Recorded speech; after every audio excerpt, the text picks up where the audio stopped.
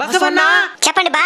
భారతదేశంలోనే మొట్టమొదటి శివాలయం అయిన ఈ శివయ్య దగ్గర నువ్వు ఎన్ని రోజులుగా సేవలు అందిస్తున్నావో? ఎన్ని రోజులుగా కాదు, ఎన్ని యుగాలుగా అని అడుగు. ఈ ప్రపంచంలో ఎన్నో అప్డేటెడ్ కార్లు, మోడల్ బైక్లున్నా గానీ శివయ్య నిన్నే ఎందుకు వాహనంగా సెలెక్ట్ చేసుకున్నాడో? పొల్యూషన్ ఉండదు కాబట్టి. అయినా ఒక బైక్ అనుకో, గంటకి 150 స్పీడ్ లో తొందరగా వెళ్ళిపోవచ్చు. నిన్ను నమ్ముకుంటే ఎప్పటికి పోయేదానికే. గతాన్ని మర్చిపోవద్దండి. ఒకప్పుడు మీ అందరినీ మీ గమ్యస్థానాలకు చేర్చింది మేమే. ఎడ్ల బండ్లని ఒకటి ఉండేవి, తెలుసా? తెలీదా? 2K కిడ్స్ కదా, మీకు తెలియదులేండి. ఒకప్పుడు పొలంలో నా కండలు కరిగేలా కష్టపడి శరీరం మొత్తం కుసించుకుపోయేలా శ్రమించి పొలం దున్నితేనే మీ అందరికీ కడుపు నిండా ఆహారం అందింది. ఈ రోజు నాకు ఆహారం అందించడానికి ఆలోచిస్తున్నారు. అయినా నువ్వు బాగా పాత పడిపోయినావు బసవన్న, ఓల్డ్ వర్షన్. నువ్వు అప్డేట్ అవ్వాలా?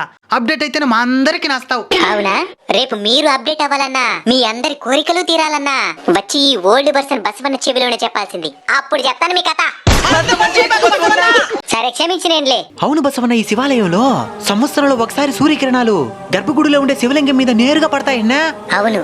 60 సంవత్సరాలకు ఒకసారి నదీ జలాలు నేరుగా గర్భగుడిలోకి వచ్చి శివలింగాన్ని అభిషేకిస్తాయంటనా? అవును. ఈ గుళ్ళో ఎన్నో ఏళ్ల తర్వాత ఇప్పుడు కుంభాభిషేకం చేస్తున్నారంట. అవును. మామూలుగానే దేవాలయాలలో మనశ్శాంతిగా ఉంటుంది, అలాంటిది ఇలాంటి పురాతన శివాలయంలో మరింత మనశ్శాంతిగా ఉంటుంది. మరి కుంభాభిషేకానికి భక్తులందరినీ రమ్మని చెప్పు. శివయ్య వస్తున్నాడు. ఏమైంది బసవన్న?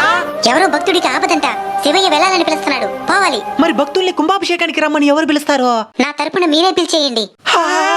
నమః శివాయ. భక్త మహాశైలకు విజ్ఞప్తి, మన తిరుపతికి 20 కిలోమీటర్ల దూరంలో ఏర్పేడు మండలం గుడిమల్లం గ్రామంలోని భారతదేశంలోని తొలి శివాలయంలో ఎన్నో ఏళ్ల తరువాత కుంభాభిషేకాన్ని చేయబోతున్నారు.